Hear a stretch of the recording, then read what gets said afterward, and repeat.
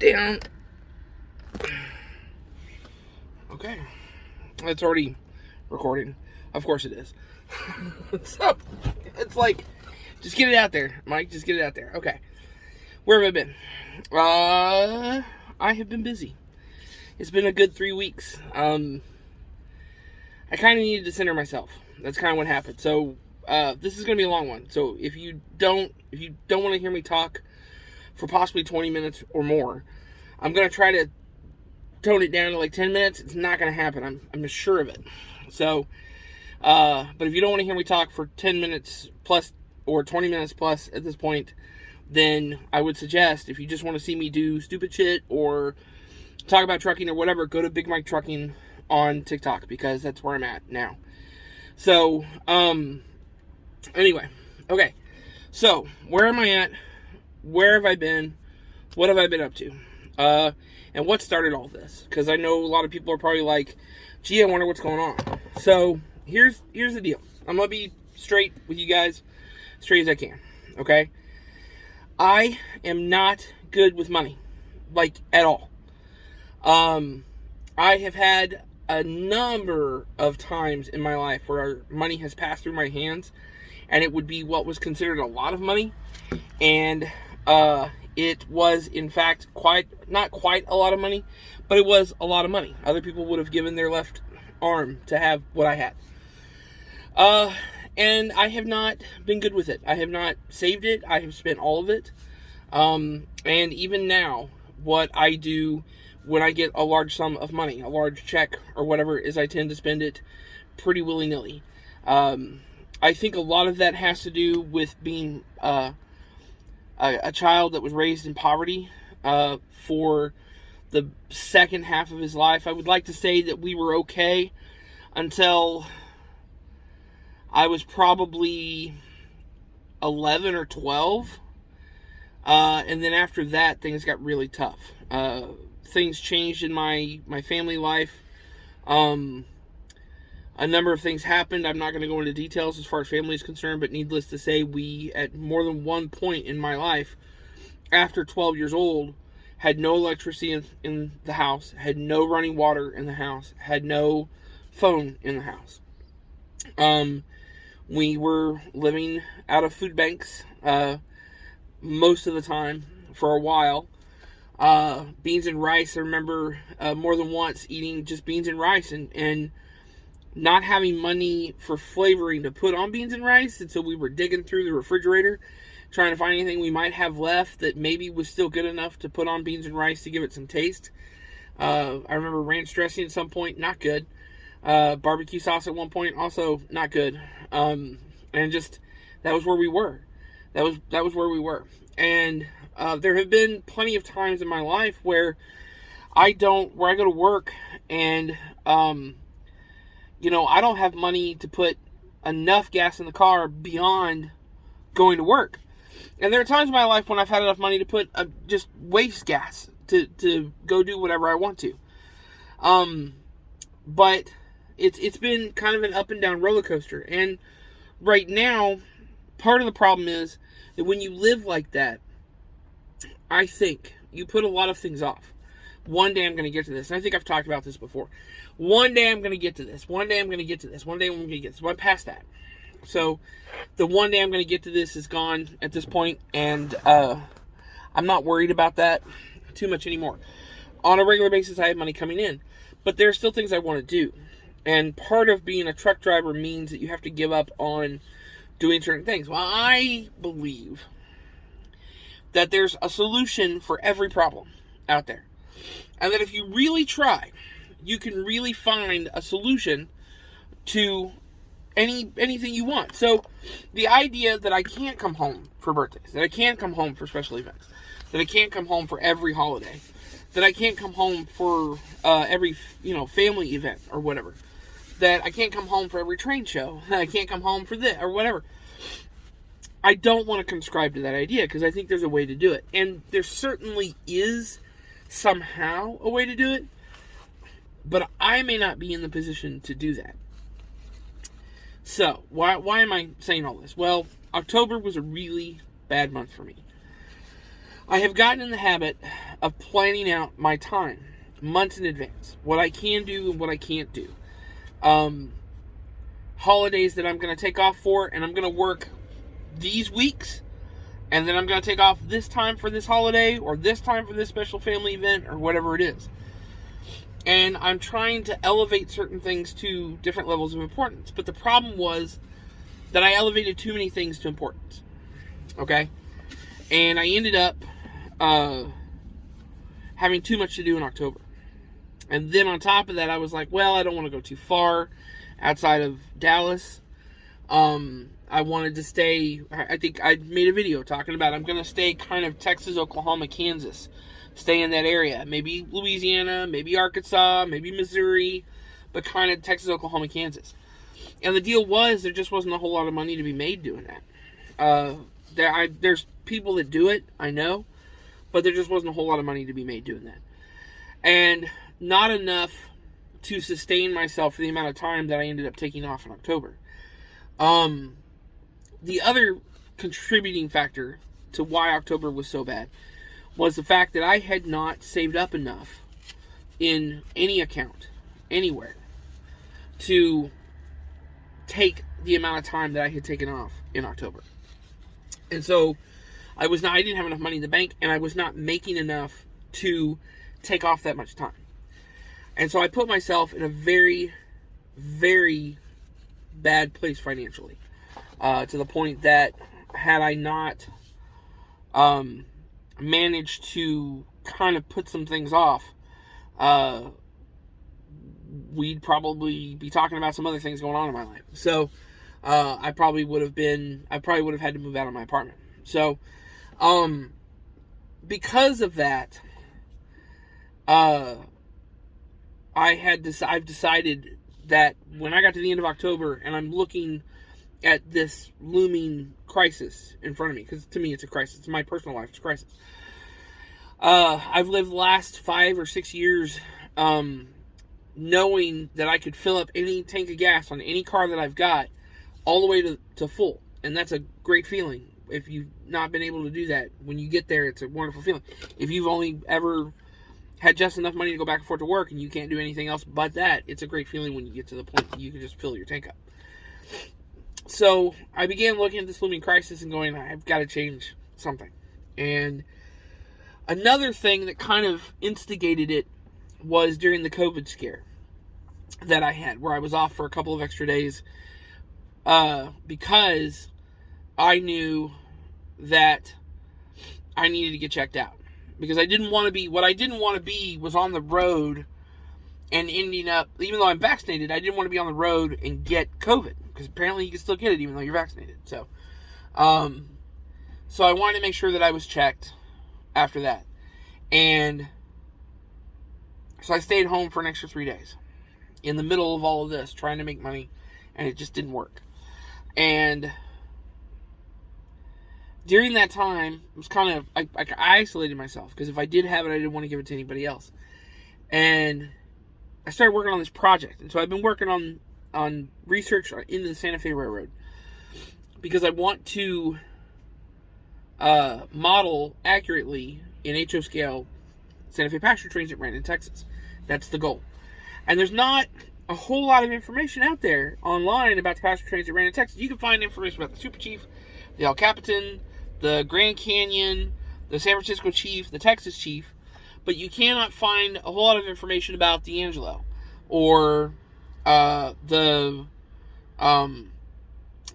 Ranger or the California Special that ran from, and there's certainly no information. One of the trains I wanted to model ran between Dallas, Texas and Paris, Texas, and I wanted to model that one.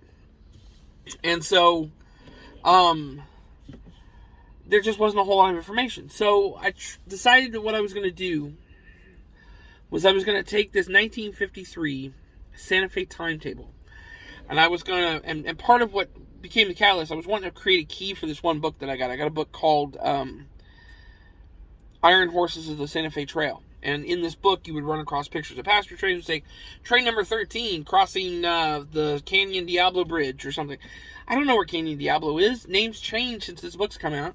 and what's train 13? And so you'd go to look in the timetable to see what train 13 was, and you'd run across train 13, but in this like convoluted, it for somebody who's not used to reading timetables from back then, it was hard to read.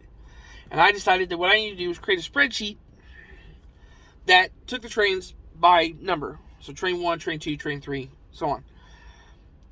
And then I could, when I was flipping through this book, or any other Santa Fe book doing research, I could see train 22, crossing the Kate Sully Bridge, or whatever it was. And I go, oh, I wonder what train 22 is. And I could go back and I go, oh, there's train 22. I could look at it.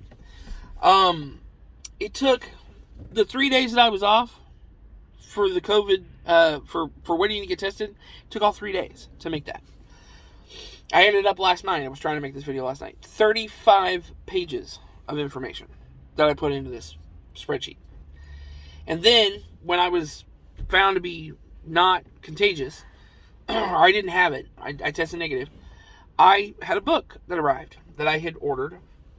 And I get the book, and I've got the spreadsheet, and what's in the book is almost exactly what's on the spreadsheet.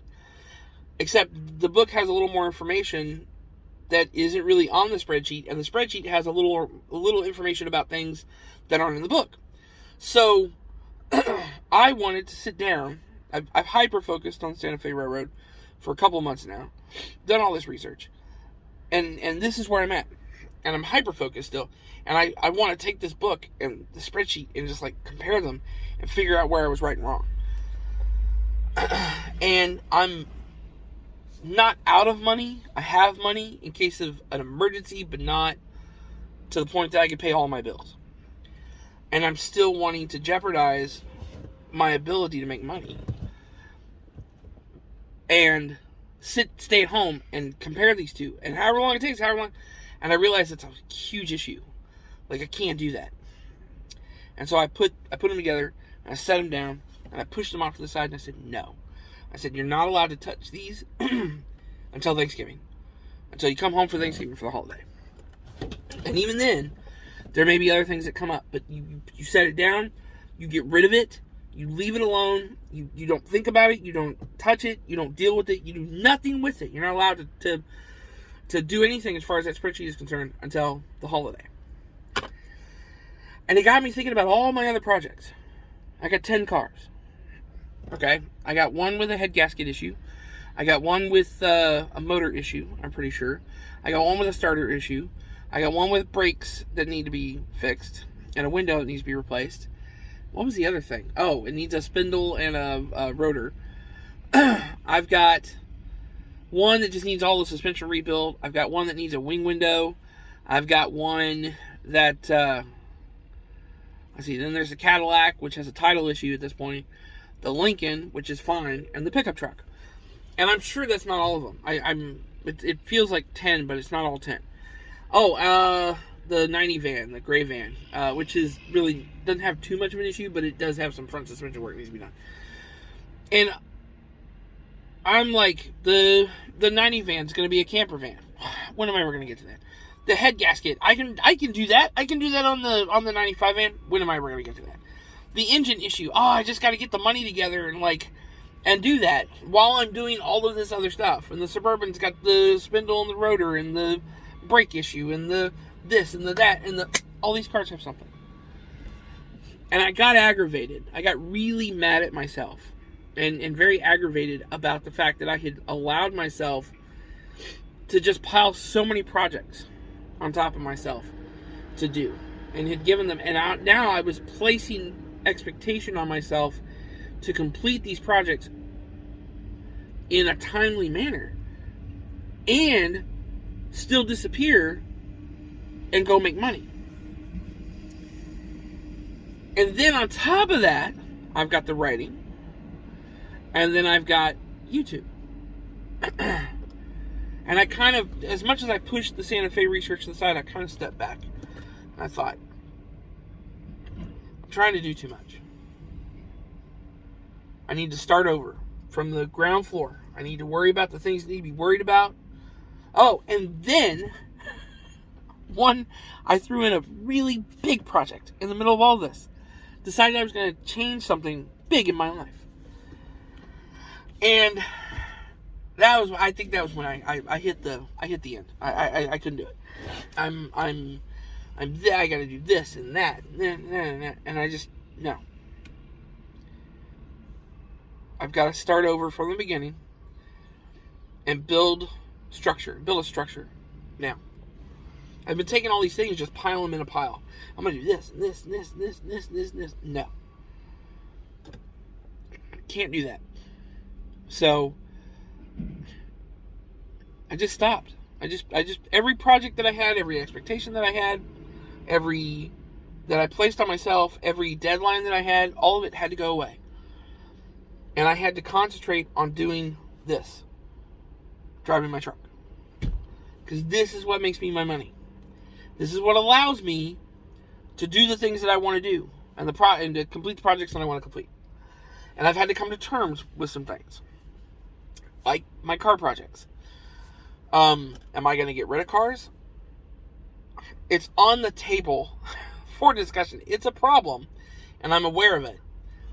But my brain has said that if you are going to take on car projects, understand that a lot of the things that you have are probably going to have to go somewhere to somebody and be taken care of. It's not going to be you replacing that head gasket. It's going to be a mechanic. It's not going to be you putting that motor in that other van. It's going to be a mechanic. So instead of trying to get home and trying to find the cheapest way to do it, and then doing it yourself and trying to carve out time to do it, if you still want to carve out time to do it, you can. But you need to have the money in the bank to send that van off to the shop and have the work done by somebody else instead of you doing it. And what that does is it brings everything that I'm doing, all the projects down, as many as possible, down under one banner, which is just go back to work. And it made it a lot easier. And suddenly, the weight off my shoulders came off. And it's all self-imposed weight. But the weight on my shoulders came off, and I suddenly was able to come out here and enjoy myself and do my job and stay out for 3 weeks. I've had 2 resets in the last 3 weeks. It's been a little over 3 weeks. I left on the 2nd of November, and today is the 22nd of November. What is that, 20 days? Yeah. So, yeah. So, well, it hadn't been, it's 20 days. So I'll be home tomorrow, which will be the 21st day, and that'll be exactly 3 weeks that I've been doing this. I've had 2 resets during that time. And just, I've enjoyed myself in everywhere that I've been and everything that I've done in the last 3 weeks. And that's a little different. For a while there, after a week, I wanted to go home. But understanding how things have to play out in the future for me has helped me understand what I can take on and what I can't take on. So the car projects, for instance, most of them are just going to go to the shop. That's what they're going to do. The writing, I don't know exactly how that's going to go. So I go, there are times I want to write, there are times I don't want to write. But I don't want to put the expectation on myself to do it while I'm out here, because then because I'm going to shuck that responsibility because I don't have to do it. The model train stuff, that's on hiatus for now. I've got this really big project that I've got to work on, and it's going to take all of my time between now and probably March. And I don't know. I don't want to talk about it just yet because I don't want to jinx it. But I might talk about it next week. So it just depends on how excited I really get about everything and whether or not I feel like making a video about it. YouTube. That's what y'all are here for, right? You stayed this long. 19 minutes and 27 seconds. Okay? I made sure to do that in time because I could see it down here at the bottom of the screen. That you sat here and listened to me talk. And you're going, what about YouTube, Big Mike? Well, here's the thing. One, this thing has altogether stopped working. It's not charging. It's not coming on. Nothing. I got nothing out of this. There's some video on here. I'm going to try to pull it off. I don't know when I'm going to try to show it. I'm going to try to pull it off so that you guys can see it. I have the Garmin still. I have a mount for the dash. I'm probably going to throw it up and just make it available to me so I can mount it to the, so it's on the dash and I can use it going down the road. Just reach up real quick and click and take it. I think part of the problem I'm running into is finding the time in drive-in work to pull the video off of this camera and to try to, put it all together. When you click the button here, you click this little bottom button on this and hold it down, and it'll go beep, beep, beep, and it'll save 3 minutes worth of video. A minute and a half before and a minute and a half after, it goes beep, beep, beep. And when that happens, I now have 3 minutes of video that I have to cut down. Every single clip started out as 3 minutes. Whereas with the GoPro, you reach up and run it for 20 seconds and then turn it off. So I'm going to work on trying to do that instead. Maybe that'll make it easier. Maybe it won't. But the thing that I'm going to do is I'm not going to give myself a deadline anymore to try to put out videos. I may slightly give myself a deadline, which is I may give a deadline of like every Tuesday I'm going to sit here, like every Sunday night, I'm going to sit here, recap the week, maybe talk about trucking in some way, and then put that out as a video. So it'll just be talking videos probably. The scenery videos may be separate, I don't know. But if I can fit a video in here or there, like I'm outside the truck, hey, I got my phone, let's talk about, putting this light in. Let's talk about doing the wiring on the trailer, which I recently did, and I did take video of that the whole time. So I've got that video kind of waiting in the wings to be put out. But I'm not going to put so much pressure on myself anymore to try to create videos while I'm out on the road. It just becomes a chore rather than something that I enjoy doing. And I'd rather it be something that I enjoy doing. So that's what's been going on with me. Like I said, I know I've said it a number of times. I'm on TikTok. I'm having a great time on TikTok. I made a Folgers coffee commercial. I'll throw that in right here. I just think it's funny. Every day I wake up, pour myself a cup of that rich Folgers aroma. The best part of waking up, it's the do-up in all I do. The mountain goat aroma always coming through. Oh, the best part of waking up is Folgers in your cup. The best part of waking up is Folgers in your cup. I've made some other videos that I've really enjoyed making. I have one video that's actually gone viral. Winds in the east, mist coming in. Like something is brewing, about to begin. Can't put me finger on what lies in store. I feel what's to happen. All happened before. I don't know if I've talked to you guys about that or not. I can't remember. I'll have to go back and look at my YouTube videos. I've made some other videos that I've really enjoyed recently. I've just had an apostrophe. I think you mean an epiphany. Lightning has just struck my brain. Well, that must hurt. Man's kids. Love them.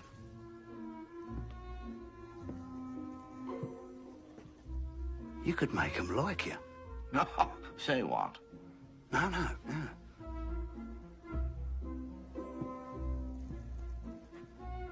We could make the little buggers love you. No, Smith. No little children love me. Captain, that is the point. But I'm having a lot of fun over there. I feel like I have more creativity on TikTok than I do on YouTube. Or more chance to be creative on TikTok than you do on YouTube. TikTok isn't so strict about copyright law and all that other stuff or so. Anyway, that's it. That's all I got. I will say you will see me in one of Stan's next videos. One of the next 2 or 3 videos. And I was hanging out at his shop and working with him a little bit, doing some stuff. And he's got something to show you.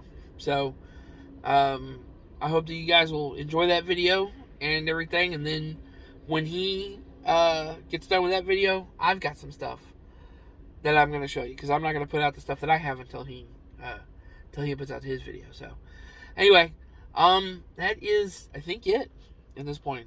As always, thank you very much. If you're following me, I appreciate you following me. I hope that you have found my videos entertaining and worthwhile and everything. And I want you to know that I've enjoyed doing this. I really have. This isn't goodbye. It sounds like goodbye. It's not goodbye. And I'm going to just make it so that it's enjoyable for me, you know. And that's pretty much it. I don't make any money off of my YouTube. None at all. I don't collect any money. Haven't collected any money. I monetized my channel so I could do live, which I've done like one live at this point. And it was all right. I just think it's probably for people that have way more followers than I do. So until then, if I go up, I go up. If I don't, I don't. Let's just look and see where I'm at. I feel like maybe people have been coming over from TikTok trying to follow me. I'm at 1,124 subscribers right now. So that's not a whole lot. But I will say the last time I checked, it was about 3 weeks ago, I was 1,115, so I've gone up by 9. Have I gone up by 9? Let's see, subscribers. I've gone up by 17, it says, in the last 20 days, so that's kind of cool. So maybe TikTok's kicking some people over here. Anyway. It's been 25 minutes. I appreciate you sticking around, listening to me rant about myself at this point. I have been more open and honest with y'all than I think I've ever been. And I would hope that you guys appreciate it. So anyway, that's it. That's all I got. If I keep talking at this point, it's going to go on for too long. So, you know the drill. Keep the shining side up. See you down the road.